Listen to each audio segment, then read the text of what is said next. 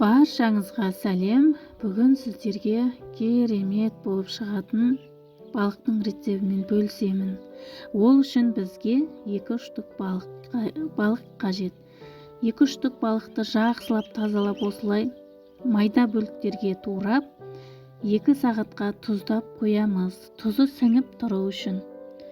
Оған дейін дайын болғанша біз соусын дайындаймыз. Ол үшін бізге 2 штук жұмыртқаға кішкене тұз салып араластырып аламыз. Араластырып болғаннан соң су құямыз. 1 пияладай, жарты пияла болмаса.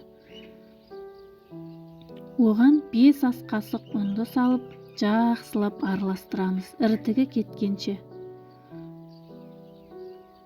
Жақсылап араластырып болған соң, егерде сіздердікіде менікінде қою болып қалса, және кішкене су құйып жіберсеңіздер болады.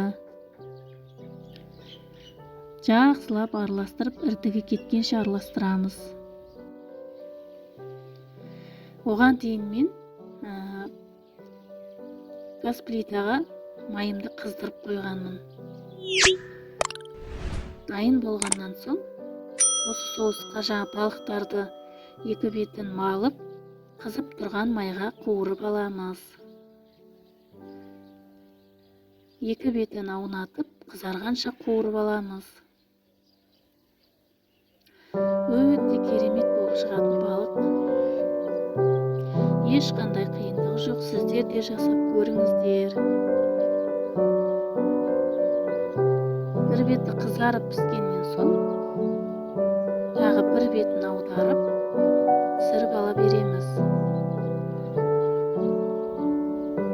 Бұл соустың ерекшелігі біздің өзіміздің жеп жүрген чикеннің сыртында қытырлақ сияқты болып шығады.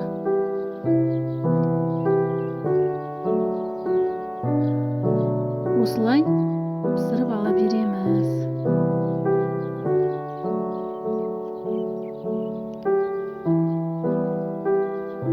Осылай қып-қызыл болып қызарғанша пісіріп алып,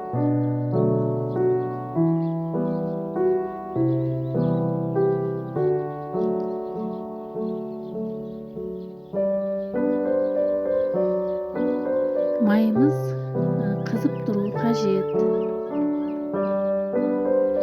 Осылай 2 бетін алып, 2 бетін алып салып қызартып ала береміз.